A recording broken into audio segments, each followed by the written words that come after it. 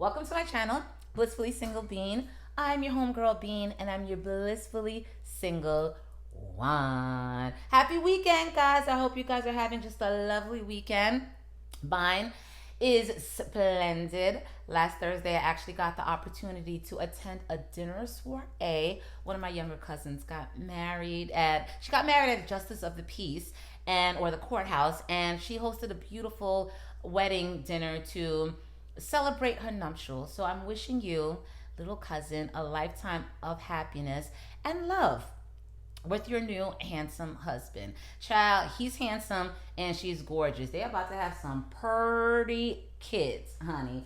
But yeah, that was my weekend. I hope yours was just as lovely. Love and Marriage Huntsville. All right, the episode was so boring. Again, another filler episode. It didn't do much for me. This is gonna be a really quick review because I didn't get too much from it. I was watching the episode yesterday thinking, I really wish they would fast forward to the part where Mel and Martell get into it and we see why she filed for a divorce a couple of months ago, because yesterday was not. We open up the episode with Letitia at the empowerment event, the Go Girls empowerment event, where she's acting as a keynote speaker. Why in the world they would choose Letitia as a keynote speaker is beyond me. That woman giggled and fumbled her way through that whole speech. If I say I was underwhelmed, that it would be an understatement.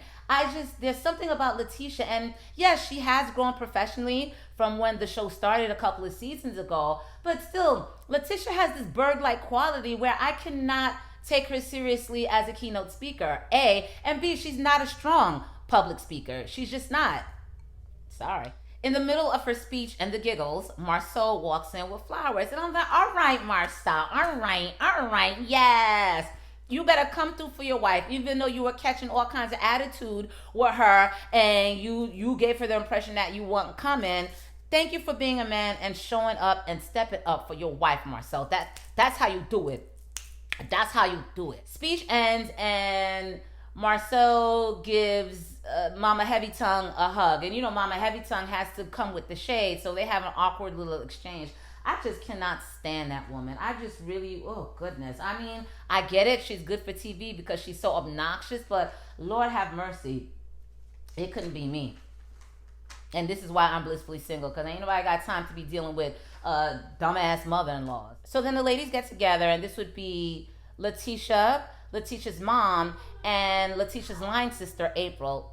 They're introducing another character. I mean, let's see what April's gonna bring, because I know whatever Destiny was serving, I didn't want any of it. They get together to talk about the speech. Mama Heavy Tongue lets Letitia know how proud she is of her and she did a good job. And then Mama Heavy Tongue talks about, I'm glad Mel didn't show up and crash your event. Why would Mel show up someplace where she's uninvited? That's your daughter. So then Mama Heavy Tongue starts to go in on Mel again. And well, I'm just concerned, why is Mel mad at Letitia? Why don't you let Letitia handle that Mel situation? Don't you have things to do? Don't you have Bible study? Isn't there a hot game of bingo for you to participate in, lady? Oh my gosh, she makes me so sick. So then April jumps in and says, well, misery loves company. Mel's husband's cheating, so she'll feel better if your husband's cheating. We don't have, time to think about that. We have time to get this money. Miss April, I like the second part of the advice. We don't have time for this foolishness. It's time to get money. But I caught the shade. I caught the shade with Mel and the husband and the cheating. Obviously, Miss April, you and Letitia have been talking shit about Mel. I get it. It's for TV, but I already see you and I already don't like you. They better be very, very lucky that Mel is a part of the show, or else they would have nothing to talk about. That whole scene was lame. Kimmy comes in, and of course, Mama Heavy Tongue goes in on Kimmy right away with the shade. And Kimmy's a very classy woman, because had I been in that space with this old woman keep coming after me, child, I would have told that old lady to kiss my motherfucking ass and would have kept it moving. I don't do this. I don't do this. And I've been known to curse out an old lady or two in my lifetime. I don't do it. Don't come at me with shade. And what's her beef with Kimmy? What's her beef? You know what her beef with Kimmy is? What Mama Heavy Tongue's beef with Kimmy is the fact that Mel fucks with Kimmy. That's really it in a nutshell. She doesn't like the fact that Mel has actually warmed up to Kimmy and these two have forged a friendship. There's a jealousy there. Like, why would you even care why Mel doesn't mess with your daughter? What business of that is yours? So that those feelings of Letitia and Mel not being in a good place, they're spilling over to Mama Heavy Tongue, and Mama Heavy Tongue has to show this resentment by attacking Kimmy every chance she gets. I was just so annoyed with the scene. But in watching the previews for next week's episode, it seems like Kimmy's about to give it right back to Mama Heavy Tongue, and I am here for it. Drag that geriatric hoe, Kimmy. Drag her. So Mel's mom pops in for a visit to help take care of the kids, and Mel is there looking all beautiful and snapped backish. Mel, if you're gonna teach a workshop on how to snap back after the kids, because what was it, last season or first season, she was giving a workshop about marriage and togetherness. I'm like, child, you can't give a workshop about marriage and empowerment when you've let Martell cheat on you all these years. And I like Mel, but child, find a workshop that makes sense, because that one just didn't make any sense.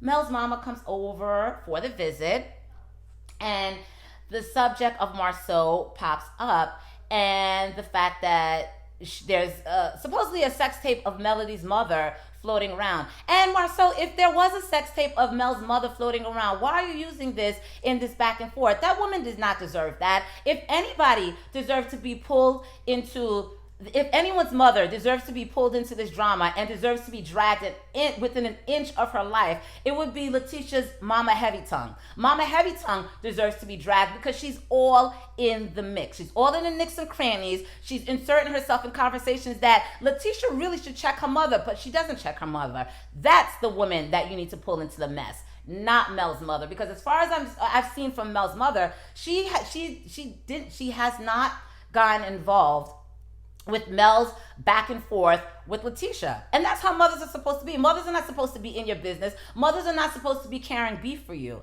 If anything, mothers are supposed to encourage you to squash it. You know what I mean? So supposedly there's a sex tape of Mel's mom floating around, and Mel's mom breaks it down like this: A, it's not true, and B, if it was true, I'm grown. You are most certainly grown, and you are single. So you can make your sex tapes if you want to, mama. Although, did you make a sex tape? Because if you did, you need to keep all copies. Shh, just saying. Mel explains that her mom and Marceau's uncle apparently were friends, but she says they were never in a relationship, but they did grow close. And the way Mel said it, I believe if Mel's mom and Marceau's uncle, if they weren't in a relationship, I think they were talking to each other, and some hanky-panky went down, which again, is okay. And Mel says in her confessional, listen, don't threaten to release any tapes about my mama, because I would hate to release tapes that I have on you. Apparently, it seems Marceau has his own tape floating around when he was about 200 pounds heavier. Child, I don't know. Messy.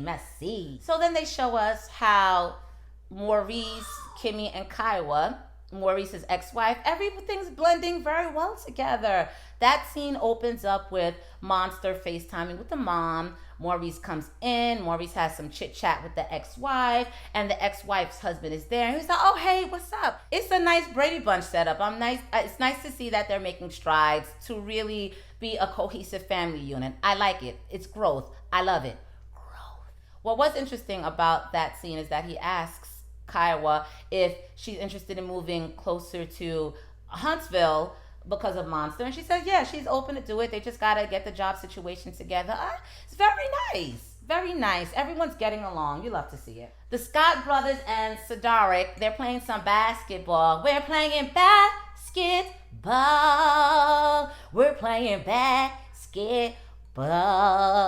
And I have to say, I did not care for Sidaric last season, but this season I'm here from what he's bringing, because he seems like he's the balance or the mediator between Marceau and Martell. Yeah, I like Sidaric so far.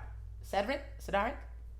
The guys take a break to talk fatherhood, and Marceau mentions how hard everything has been because he's had to take care of the kids. All right, this shit again. And Sidaric, which is why I'm really warming up to him, says, yeah, you take care of the kids. Letitia was taking care of the kids plus plus.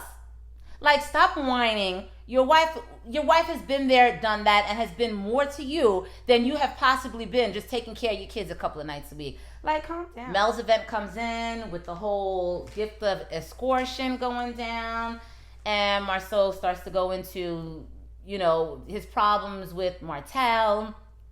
And Marceau brings up the fact that they were at an event and Martel approached him and asked him, why are you such a bitch? And Sidaric says, I don't believe that he approached you and asked you why you were such a bitch like that. You need to give me more story. Marceau swears for God that's what happened. He approached him, asked him why he was such a bitch. This is just so dumb.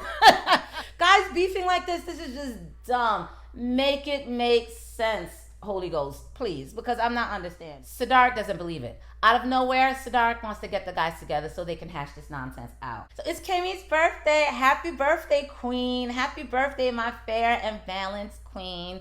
Maurice takes her out to eat.